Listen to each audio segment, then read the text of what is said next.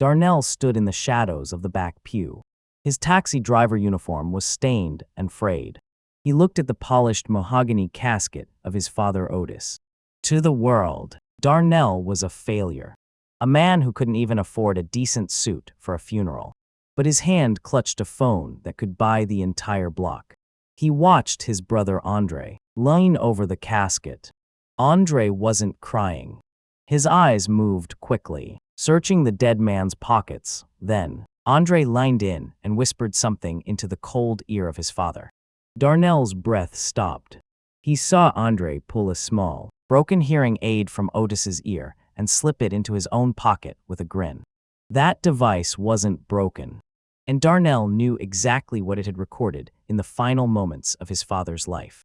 Darnell stayed in the back, far away from the front rows where the important guests sat.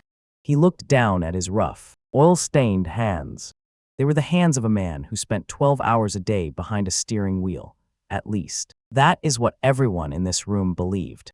To his brother Andre and the rest of the family, Darnell was just the runaway who came back with nothing. The air in the church was thick with the scent of lilies and expensive perfume. Andre stood at the altar, greeting the city's elite. He wore a suit that cost more than a taxi driver's yearly salary. He looked like the grieving son, the successor to Otis's legacy. He shook hands with the mayor. He nodded solemnly to the business partners. Everything looked perfect. It was the image of a powerful family saying goodbye to its patriarch. But Darnell saw the small movements.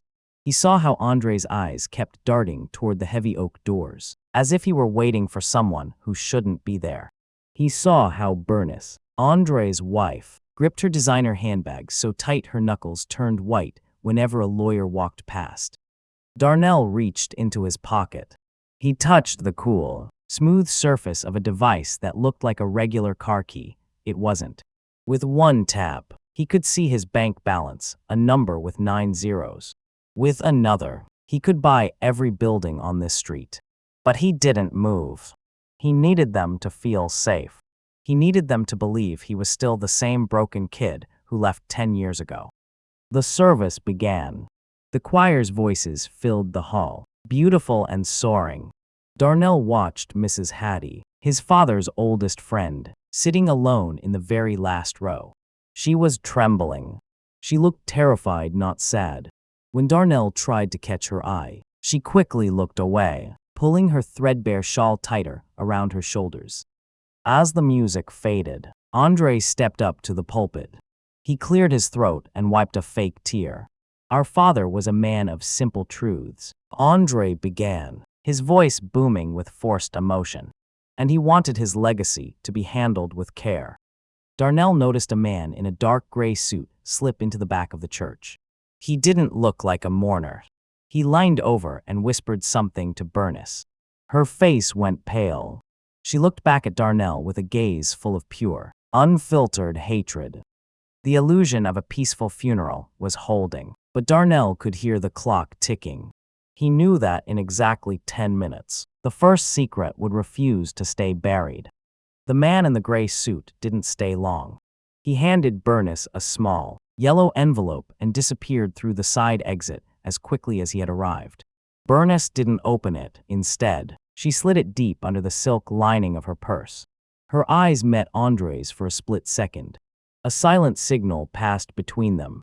Andre's voice didn't stumble, but his hand gripped the edges of the wooden pulpit until his rings dug into his skin. Darnell watched every movement. He shifted his weight, his old work boots creaking against the floorboards. To the wealthy mourners in the front, it was just the sound of a poor man being restless. But to Mrs. Hattie, it was a signal. She looked up, her eyes red and wide with fear. She began fumbling with her shawl, her fingers shaking so hard she dropped a small, tarnished silver locket. The locket rolled across the floor, stopping right at Darnell's feet. He leaned down to pick it up. As his fingers touched the metal, he noticed something strange. The locket didn't have a picture of Otis inside. It was stuffed with a tiny, handwritten scrap of paper. He caught one word before folding his hand over it: cyanide. His stomach dropped. He looked back at the casket. His father had been a healthy man for 70 years. His sudden heart failure 2 weeks ago had seemed like a natural end to a long life, but now, the air in the church felt cold. Andre finished his speech and stepped down. He didn't go to comfort Mrs. Hattie. He didn't even look at the casket. He walked straight to the church sexton and whispered in his ear. The sexton nodded and began to move toward the heavy curtains behind the altar. Darnell stood up. He felt the weight of the silver locket in his palm. He looked at Bernice. She was watching the sexton with a strange, hungry intensity. She wasn't acting like a woman at a funeral. She was acting like someone waiting for a prize. Suddenly, the side door creaked open again. It wasn't the man in the gray suit. It was a young girl, no older than 6, wearing a dress that was much too large for her. She stood in the doorway, soaked from the rain, clutching a worn-out teddy bear. She looked directly at Andre and spoke loud enough for the back rows to hear. "Where is my grandpa Otis? He said he would come get me today." The entire church went silent. Andre froze. Bernice's face turned from pale to a deep angry red. Darnell realized then that the secrets in this room were much older and much darker than a simple stolen inheritance. Andre's face twisted as if he had just stepped on glass. He didn't move toward the shivering girl. Instead, he signaled to 2 large security guards standing near the flower arrangements. Bernice snapped her purse shut and hurried down the aisle, her high heels clicking like gunfire against the marble. She reached the girl first, but she didn't offer a hug. She grabbed the child's arm with a grip that made the little girl wince. "This is a private service for family only," Bernice hissed, her voice a sharp whisper that carried through the pews. "Someone get this street child out of here before she ruins the ceremony." Darnell felt a surge of heat in his chest. He looked at the front row. They were all wearing silk and wool. They sat under the warm glow of the chandeliers, smelling of expensive cologne. They looked down their noses at the child, whose shoes were held together by duct tape. To them, she was a smudge on their perfect picture. To Darnell, she was a mirror of himself 20 years ago. "Wait," Mrs. Hattie gasped, standing up on shaky legs. Her voice was thin. "That's little Maya, Otis. Otis was taking care of her. He said she was his most important responsibility." Andre let out a short, cold laugh. He adjusted his gold cufflinks and looked around at the wealthy guests, inviting them to share the joke. "My father was an old man, Hattie. He was confused. He probably gave her a few dollars for candy, and she thought she owned the place. Guards, take her to the back. Call social services." Darnell stepped out from the shadows of the back row. He stood directly in the path of the guards. His old taxi jacket was damp and smelled of exhaust, a stark contrast to the crisp black suits of the men in front of him. "The girl stays," Darnell said. His voice was low, but it cut through Andre's laughter. Andre sneered, looking Darnell up and down. "Look at you. You can barely afford the bus ride here, and you want to tell me how to run my father's funeral. You've been gone for a decade, Darnell. You're a guest here, a poor, uninvited guest. Move aside." Bernice smirked, pulling the girl toward the side door. But as she dragged the child past the first pew, the little girl's teddy bear caught on the corner of a wooden bench. The worn fabric tore open. It didn't spill cotton or stuffing. A thick stack of $100 bills fell out, followed by a small, laminated card. Darnell leaned down and picked up the card before the guards could reach it. It wasn't a library card or a school ID.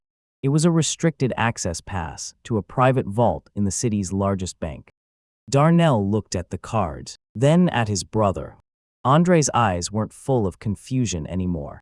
They were full of a desperate, lethal hunger. "Give me that," Andre demanded, stepping off the altar. "That belongs to the estate." Darnell tucked the card into his pocket. Does it, Andre? Or does it belong to the person Otis was actually trying to protect? Before Andre could respond, the church sexton returned from behind the curtains. He wasn't alone. He was accompanied by a man carrying a heavy, black medical case. Darnell realized the funeral was about to become an interrogation. The man in the black suit walked straight to the casket. He didn't look at the flowers or the mourners. He opened his medical case and pulled out a pair of latex gloves. The church grew so quiet you could hear the rain drumming on the roof. Andre tried to step forward, but his legs seemed to lock in place. "I am Dr. Vance," the man said, his voice cold and clinical. "I was Mr. Otis's private physician during his final week, and I am here because the blood results I just received do not match the cause of death listed on his certificate." Bernice's hand flew to her throat. She stumbled back, hitting the front pew. Darnell watched her. He saw her eyes dart to her purse, the one where she had hidden the yellow envelope. Dr. Vance didn't wait for permission. He turned toward the casket and lined in. Mr. Otis complained of a bitter taste in his water 3 days before he passed. "He gave me a sample to test." Andre finally found his voice, but it was high and cracked. "This is an outrage. My father died of a heart attack. You are desecrating his memory in front of his friends." "It wasn't a heart attack, Andre," Dr. Vance replied without looking up. "It was respiratory failure caused by a concentrated chemical agent. Someone wasn't waiting for him to die. Someone decided to help him along." The little girl, Maya, began to cry. She reached out for Darnell's hand. Darnell knelt down, pulling her close, but his gaze was fixed on his brother. He felt the weight of the bank vault card in his pocket. He realized now why his father had hidden it in a child's toy. It was the only place Andre wouldn't look. Suddenly, the sexton stepped forward. He held a small, clear plastic bag. Inside was a half-empty bottle of water found in the trash behind the altar just moments ago. Bernice let out a strangled gasp and tried to bolt for the side door, but Darnell stood up, blocking her paths. "The truth is already in the room, Andre," Darnell said, "and it's a lot louder than you think.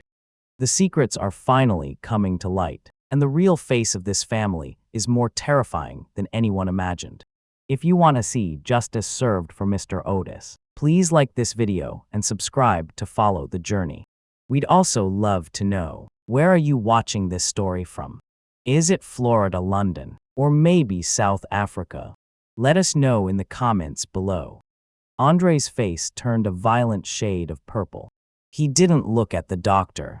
He didn't look at the water bottle. He swung his arm wildly, knocking a massive vase of white lilies off a pedestal. The glass shattered against the floor, spraying water and petals over the front row guests. "Get this fraud out of here," Andre screamed. He pointed a trembling finger at Dr. Vance. "You weren't my father's doctor. My father used the clinic on 5th Street. This is a setup, Darnell. Did you pay this man to come here and ruin our family name?" Bernice was breathing in short, jagged gasps. She clutched her purse against her chest as if it were a shield. She tried to step around Darnell again, her eyes wide and bloodshot. "It's the grief," she whispered to the staring crowd, her voice cracking. "Andre is just overwhelmed with grief. We all are. This doctor is mistaken. The funeral needs to continue." Darnell didn't move an inch. He stood like a stone wall in the doorway. He watched Bernice's frantic movements.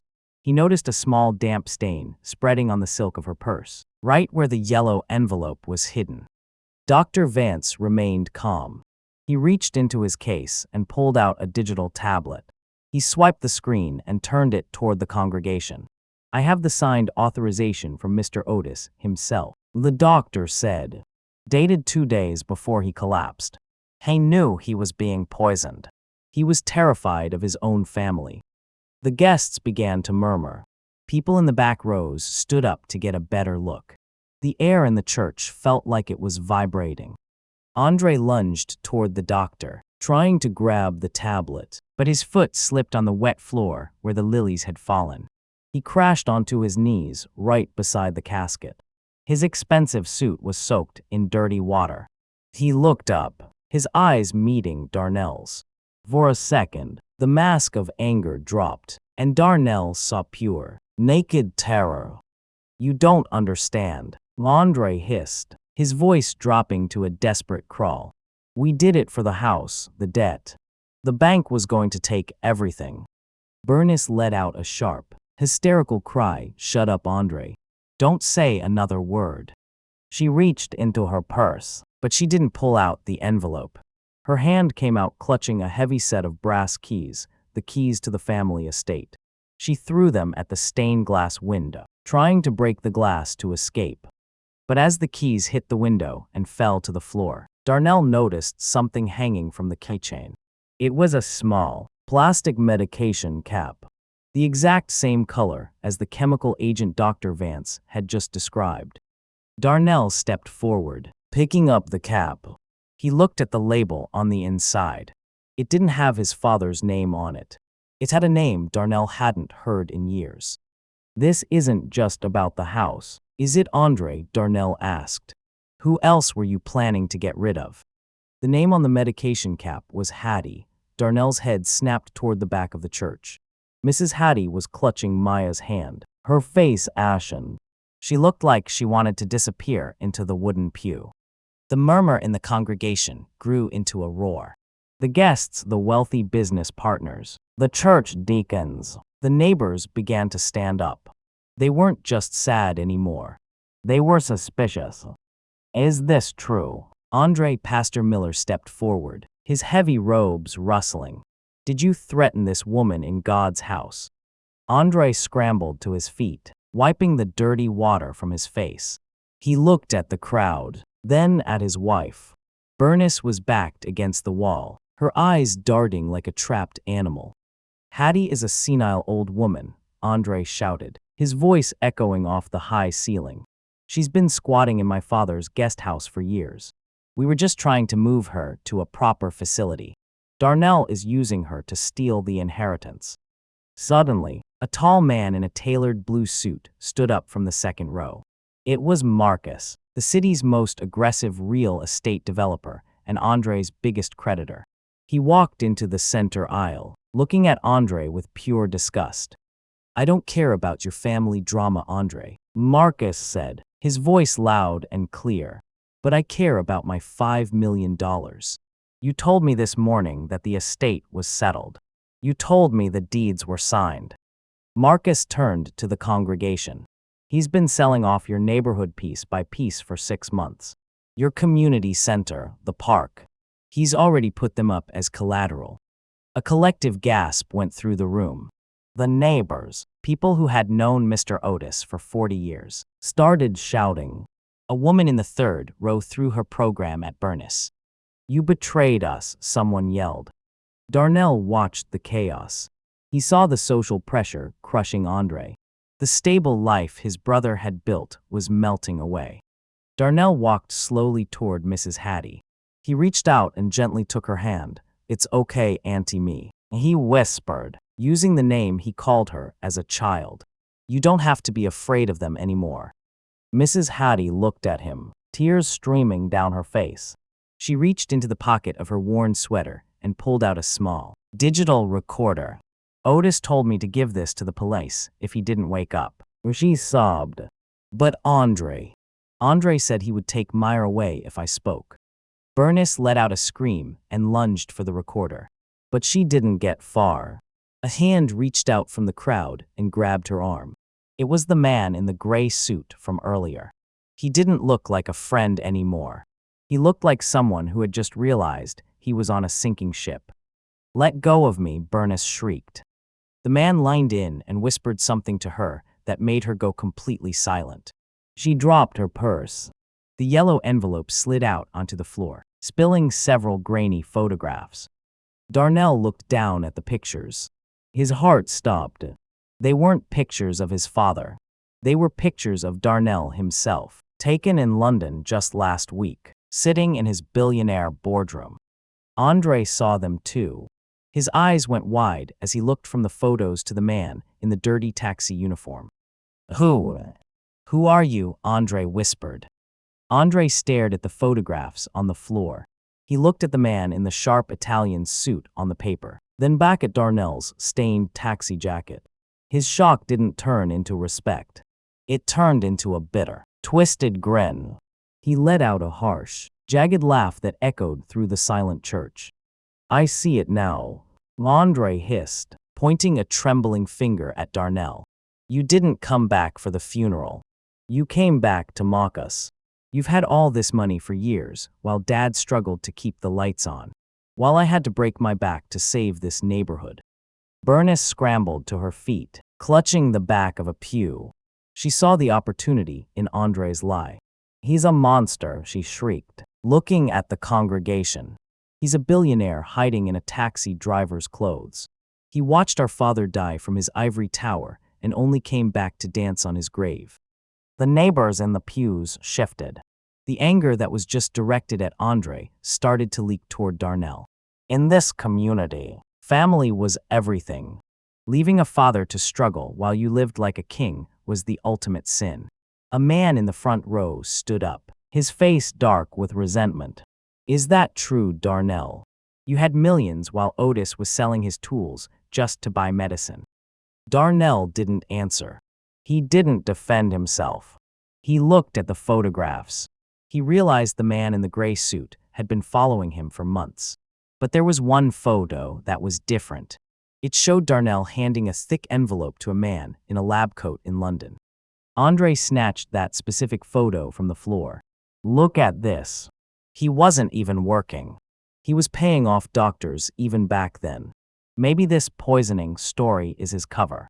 Maybe he's the one who wanted Dad gone so he could buy the land and build his own empire. Darnell's jaw tightened. He saw Mrs. Hattie looking at him with a new kind of fear in her eyes. The loop was tightening. Everyone believed Darnell was the villain now. "I sent him the money, Andre," Darnell said, his voice cracking for the first time. "Every month. For 5 years." Andre threw the photo at Darnell's chest. "Then where is it?" "Because the bank accounts were empty. The house is in foreclosure. If you sent millions, then someone stole it long before it reached Otis." Darnell looked at the yellow envelope. There was a tracking number stamped on the corner. It wasn't a bank transfer number. It was for a private courier service that only delivered to one address in the city. And it wasn't his father's house. Andre didn't give Darnell a chance to explain the courier address. He lunged forward and grabbed Darnell by the collar of his worn taxi jacket. The fabric groaned under the strain. Andre's eyes were bloodshot, his breath smelling of expensive scotch and desperation. "You liar," Andre roared. "You come here in a costume to shame us. You played rich in London while our father died in debt." He shoved Darnell back against a heavy wooden flower stand. A vase of white roses toppled over, soaking Darnell's boots. The congregation didn't move to help. They watched with cold, judgmental eyes to them. Darnell wasn't the victim anymore. He was the son who forgot his roots. Bernice stepped forward, her face a mask of fake righteous fury. She turned to the 2 security guards. "What are you waiting for? Throw this trash out. He's not a brother. He's a vulture." The guards moved in. They grabbed Darnell's arms, twisting them behind his back. Darnell didn't fight. He kept his eyes on the yellow envelope lying in the puddle on the floor. He saw the ink on the courier label beginning to bleed. The address was becoming clearer. It was 422 West Oak Street. Darnell's heart thrashed against his ribs. That wasn't a house. That was a high-end jewelry boutique. "Andre, wait," Mrs. Hattie cried out, reaching for Darnell. "He's still Otis's son." Andre turned on her, his finger inches from her nose. "Sit down, old woman, or you'll be on the street before the sun goes down. This man is dead to this family." Andre snatched the heavy brass crucifix from the top of the casket. He held it up like a weapon. "You want to be a stranger, Darnell? Fine, leave. And never put your foot in this neighborhood again." The guards began to drag Darnell down the center aisle. His heels scraped against the marble floor. As they passed the middle row, Darnell saw the man in the gray suit again. The man wasn't looking at the drama. He was busy on his phone, typing a message. Darnell caught a glimpse of the screen. It was a photo of the bank vault card Maya had dropped earlier. The message read, "Object secured. Proceed to phase 2. Darnell tried to shout, but a guard's heavy hand clamped over his mouth. They threw him through the heavy oak doors and into the pouring rain. He landed hard on the wet pavement. The doors of the church slammed shut with a final, booming thud. Darnell lay there, soaked and shivering. He reached into his pocket. He still had his phone. But as he looked at the screen, a notification popped up that made his blood run cold. It was a security alert from his private estate.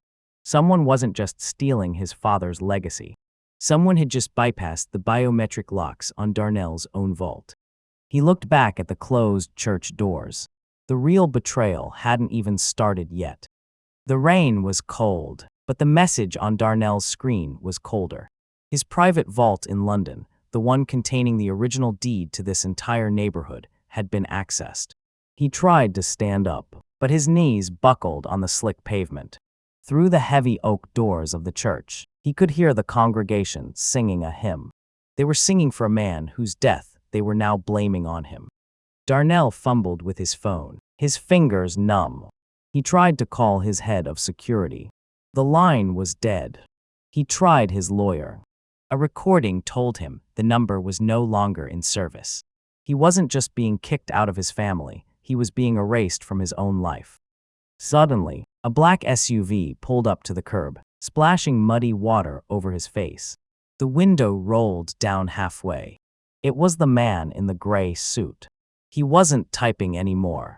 He held up a small, clear bag containing Darnell's biometric keycard, the one that should have been in his pocket. "You should have stayed in London, Darnell," the man said, his voice as thin as a razor. "Andre is a greedy fool, but he's a loud one. He kept everyone busy while we took what really mattered." "Who are you working for?" Darnell choked out, wiped the mud from his eyes. The man didn't answer. He tossed a small, crumpled piece of paper out the window. It landed in the gutters, the rain quickly turning it into pulp. The SUV sped away, disappearing into the gray mist. Darnell crawled toward the gutter. He fished out the paper and smoothed it against his thigh. It was a receipt from a local pharmacy, dated yesterday. It wasn't for heart medication. It was for a high-dose sedative, and the signature at the bottom wasn't Andre's. It was Bernice's. But that wasn't the worst part. Below the signature was a handwritten note, "Check the basement. The girl is next." Darnell looked back at the church. He had no money, no identity, and no one believed a word he said.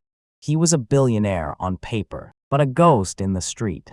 He heard a muffled scream from somewhere deep inside the church building, not the main hall, but from the vents leading to the cellar. He rushed to the side door, pulling the handle. It was locked from the inside. He looked through the small glass pane and saw Bernice walking toward the basement stairs. She was carrying the yellow envelope and a small, silver tray. He pounded on the glass, but the choir's voices drowned him out. He was watching his family's destruction in real time, and he was completely powerless to stop it. Then, his phone vibrated one last time. It wasn't a security alert. It was a video file, sent from an unknown number. He pressed play, and his heart stopped. It was his father Otis, filmed just hours before he died. He wasn't in a hospital bed. He was in a dark, concrete room. "Darnell," his father whispered into the camera, his eyes wide with terror. "Don't trust the lawyers. They aren't lawyers." The video on Darnell's phone continued to play. Otis was sitting on a cold floor, his back against a damp brick wall. He reached out to the camera with a trembling hand. "They think I'm senile, Darnell," Otis whispered. "But I saw them." Andre and Bernice didn't hire a law firm to manage the estate. They hired a liquidation crew. The men in the suits. They are professional scavengers. Darnell watched as a shadow moved in the background of the video. The man in the gray suit stepped into the frame, holding a needle. Otis let out a small broken sob. Maya. Maya isn't a stranger, Darnell. She is your daughter. The letters I sent you. The ones they intercepted. They were about her. The phone screen went black. Darnell felt like the ground had vanished beneath him. Maya. The little girl with the duct-taped shoes was his own blood. The dark secrets weren't just about a stolen house. It was about a stolen life. He didn't wait for his knees to stop shaking. He grabbed a heavy metal trash can from the alleyway and hurled it at the side door's glass pane. The glass shattered with a deafening crack. Darnell ignored the jagged shards cutting into his palms as he reached through to unlock the latch. He stepped inside. The air was stale and smelled of mildew. He followed the sound of Bernice's muffled voice coming from the stairs below. "Just drink it, Maya," Bernice was saying, her tone sweet and terrifying. "It's just vitamins to make you sleep. Then you can go see Grandpa Otis." Darnell reached the bottom of the stairs. He saw Bernice holding the silver tray. On it sat a single glass of milky white liquid. Maya was backed into a corner, clutching her torn teddy bear. Bernice heard his footsteps and spun around. She didn't look scared. She looked annoyed. "You again. You just don't know when to stay dead, do you?" Darnell held up the pharmacy receipt. "The signature, Bernice, I have it. And I have the video of Otis in this very room." Bernice laughed, a dry, rattling sound of video. "From an anonymous number. Any judge will say it's a deepfake. Andre has already filed the papers. As of 10 minutes ago, Otis's death was ruled natural, and Maya is being signed over to state custody. We've already been paid." She stepped closer, her eyes gleaming. "You want to know the real secret, Darnell? Your billionaire accounts didn't just get hacked. You signed them over yourself. 3 years ago. You just don't remember doing it." Darnell froze. He looked at his hands. For a second, a memory flashed in his mind, a hospital room in London, a blurry document, and a pen in his hand. "Who gave me that pen?" Bernice, Darnell whispered. Bernice smiled and pointed to the dark corner of the basement. A man stepped out of the shadows. He wasn't wearing a suit. He was wearing the same taxi driver uniform as Darnell, and he had Darnell's face. The man in the shadows stepped forward. He looked exactly like Darnell. The same jawline. The same scar above the left eye. He adjusted his taxi driver cap and smiled. It was a cold, empty smile. Darnell felt his stomach churn. The memory of that London hospital room rushed back. The heavy sedation. The blurred face of a cousin who came to visit him after the accident. "Meet your shadow, Darnell," Bernice said, her voice dripping with malice. "While you were building your empire in London, we were building your replacement. He's been living your life, signing your papers, and emptying your vaults for 3 years. To the world, you are the fraud, and he is the billionaire." Darnell looked at his hands. They were trembling. He thought of his father Otis. He thought of the letters Otis had sent, letters begging for help, letters telling him about Maya. Darnell had ignored them because he thought his father was just asking for money he was already sending. But the money never reached Otis. It reached this man. It reached Andre and Bernice. "I abandoned him," Darnell whispered. His voice was thick with a pain that had nothing to do with the cuts on his hands. "I let them convince me he was fine. I chose my business over his voice." The imposter laughed. It was Darnell's own laugh, echoed back at him like a curse. "You made it easy, brother. You were too busy being a king to notice your kingdom was being sold from under you." Bernice held the glass of white liquid toward Maya again. "Now, we finish this. Once the girl is gone, there are no more blood ties. No more witnesses." Darnell looked at Maya. She was staring at him, her small face streaked with tears. She didn't know which man was her father, but she saw Darnell's eyes. She saw the regret. "No," Darnell said. He didn't shout. He spoke with a quiet, lethal certainty. He didn't reach for his phone or his bank card. He reached for the silver locket he had picked up earlier. He remembered the handwritten note inside. Cyanide, he looked at the glass in Bernice's hand. You think you've won because you have my money. Darnell stepped toward them, ignoring the imposter's smirk. You forgot one thing. Otis didn't just teach me how to build. He taught me how to survive. He grabbed a heavy wooden mallet from his father's old workbench nearby. He didn't swing it at Bernice. He swung it at the main electrical box on the basement wall. The room plunged into total darkness. In the shadows, Darnell moved. I knew this basement. He had played here as a boy. He grabbed Maya's hand and pulled her behind a stack of lumber. Darnell, Andre's voice boomed from the top of the stairs. He was holding a flashlight. The beam cut through the dark, searching for them. Give us the girl and we might let you leave the city alive. But as the light hit the floor, Darnell saw something Andre didn't. He saw the man in the gray suit standing behind Andre. And the man was holding a silenced pistol, aimed directly at Andre's back. The scavengers weren't just after Darnell. They were done with Andre too. Darnell didn't scream for Andre to look behind him. He knew the man in the gray suit wouldn't hesitate to pull the trigger. Instead, Darnell reached into the pile of lumber and grabbed a handful of sawdust. He waited for the beam of Andre's flashlight to sweep past his hiding spot. Then, with a sudden burst of speed, Darnell lunged out and threw the sawdust directly into Andre's eyes. Andre let out a strangled cry, dropping the flashlight. The beam spun wildly on the floor, illuminating the man in the gray suit for just a second.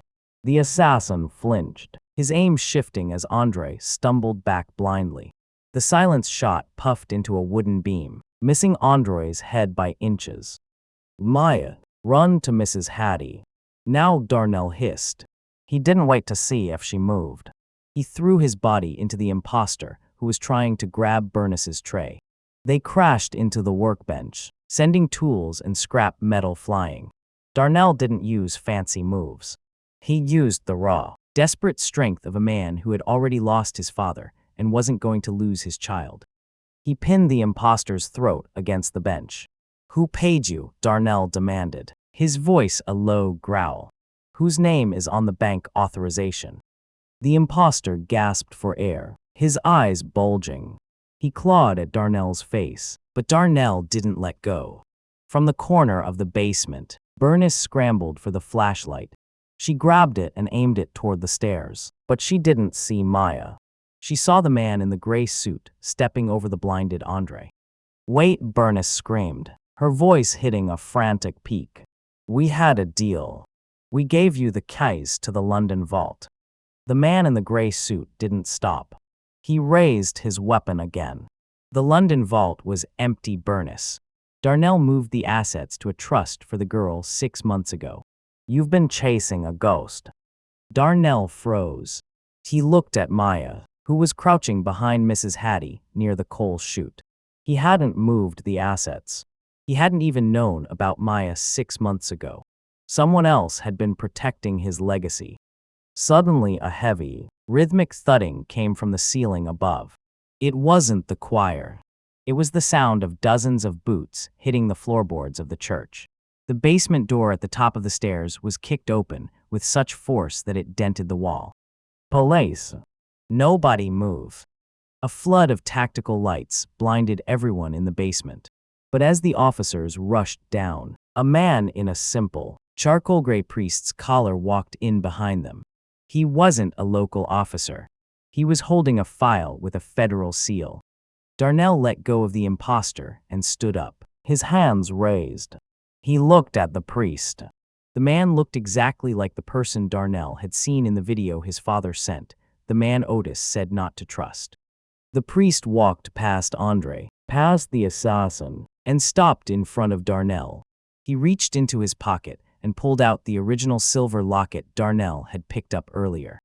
Your father was a very smart man, Darnell, the priest said softly, but he wasn't the one who sent that video to your phone tonight. The priest opened the silver locket. He didn't find a scrap of paper this time. He pulled out a tiny, high-tech microchip. Your father knew they were watching him, Darnell. The man said. He spent his last days recording every conversation, every threat, and every dose of poison they gave him. He didn't send you the video, I did. I've been working with Otis for months to build this case. The police moved in quickly. They handcuffed Andre, who was still rubbing his eyes and sobbing. They grabbed Bernice as she tried to crawl toward the coal chute. The man in the gray suit and the imposter were shoved against the wall. The liquidation crew was finished. Darnell didn't watch them being led away. He walked toward the corner where Maya was hiding. He knelt on the cold, concrete floor. His taxi uniform was torn. His hands were bleeding. But as Maya looked at him, she didn't see a failure. She saw the man who had stayed in the dark to protect her. Is it really you? Maya whispered, clutching her torn teddy bear.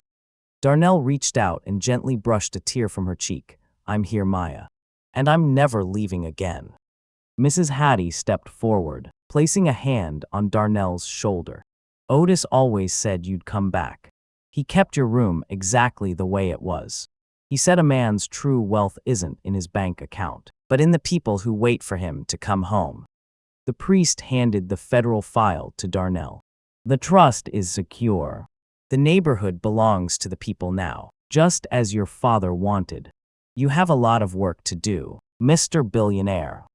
Darnell looked at the file, then at the basement where his father had been kept.